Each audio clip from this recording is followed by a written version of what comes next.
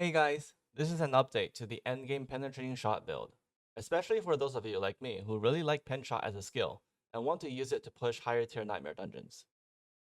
Just like my previous video, I have put up the full gameplay footage of me clearing a nightmare dungeon as I talk over it. The one that you see in the background is a tier 80 nightmare dungeon. With this version of the build, the highest that I have gone to is tier 85, which is higher than I have seen anyone make a video of. I'm also certain that this version of the build can push up to tier 90. I'm just waiting on a few more perfect defensive gear pieces to attempt that push. Now let's talk about the build. I call this version the close range cannon.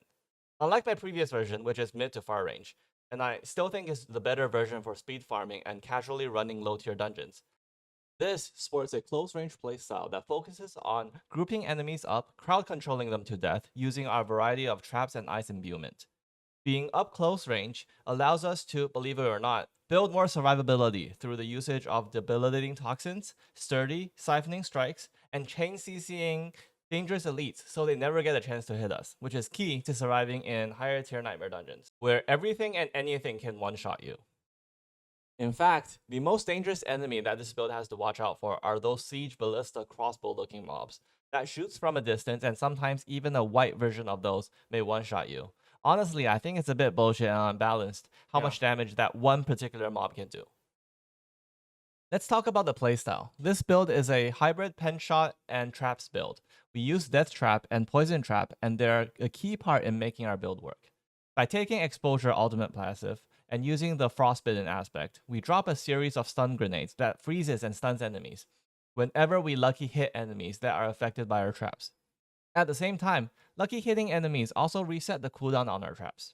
Pen shot inherently has a very high lucky hit chance, and by stacking lucky hit chance on our gloves and our rings, we're able to cast Death Trap and Poison Trap multiple times per group of enemies, freezing them in place, healing for large amounts of life as we hit them via siphoning strikes, and stunning them permanently. Additionally, we have massive damage multipliers towards frozen enemies, thanks to our code imbuement and various other code-related glyphs, passives, and aspects. I've seen numbers pop up as high as 15 to 18 million per shot, but I have a pretty nice crossbow. So nice. Anyways, this build has a lot of synergy with its aspects, its passives, item mods, and Paragon glyphs. So I highly recommend that you study the build skill tree and item mods via d4builds.gg link I've shared to understand how everything works before attempting. Part of the fun with games like these is with learning, understanding, and tinkering. And it's especially the case if your goal is to push higher tier nightmare dungeons and complete higher difficulty content. Speaking of the skill tree and the Paragon board, I have to give credit to a Chinese build creator who shared a penshot build on a forum called d2core.com.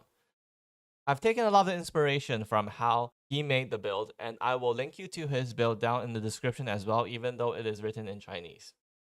I won't bore you with going over every single detail, like what aspect we use, how to spec the skill tree and the Paragon board, the item stat priority, because you can easily check these out for yourself via the d4builds.gg link I have shared in the description down in the video, and at your own pace too. There you can find the completed level 100 Paragon board, the skill tree, all the aspects that I use, as well as every single mod on each piece of gear that I use. For example, if you go over to the gears and skills tab of this build page, you hover over any piece of gear, you can see the 4 best mods that I've picked out for this gear slot. In terms of item mod priority, I only have 3 things I specifically want to comment on.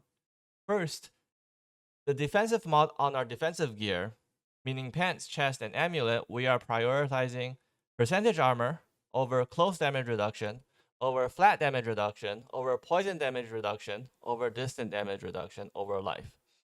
Feel free to discuss with me if you feel that any part of this defensive mod tier list is incorrect, but after dozens of hours of calculating and testing, it is what I feel is the most optimal. Since I just mentioned amulets, let's clarify what mods we're looking for on our amulet. It is the piece with the most amount of options and variety. With mods on our amulet, we're looking for energy cost reduction and +2 ranks to one of our offensive passives. It can be ranks to Frigid Finesse, Weapon Mastery, Exploit, Malice, whichever one would work. The 2 remaining mods you want to have are defensive mods, like armor or damage reduction. Refer to the defensive mod priority tier list that I just mentioned. But get what you can get. The best thing about these defensive pieces, especially your pants, chest, and amulet, is that they're basically universal for any higher difficulty content build for rogues. So if you find really good ones, you can use it regardless if you're playing this build, twisting blades, rapid fire, or whatever else you cook up. They're basically best in slot defensive pieces that are required for any Nightmare Dungeon push build. Finally, with offensive mod tier list, we're looking for ball damage over dexterity over crit damage over all stats. Here, all stats is a controversial pick because if you do the math, it's in fact slightly less damage than damage to core skills mod. However, if you are just missing enough stats to get 3 or 4 more bonuses from your Paragon boards, then getting all stats on your weapon is vastly superior than getting core damage. You need to check for yourself to figure this one out. Whatever you do, you need to get a high item powered DPS crossbow, as that is your main damage dealer. Yes, I am flaunting my OP crossbow again. All these other items are pretty static with very little variance, but do feel free to experiment with every single gear piece as well as the skill tree to have this build suit your playstyle. I am always down to talk about the optimization of this build, and you can always find me in my Discord server, shared also in the description of this video. I will also make a Google Doc that contains a screenshot of all of my current gear, and I will update it as long as I am still playing this build.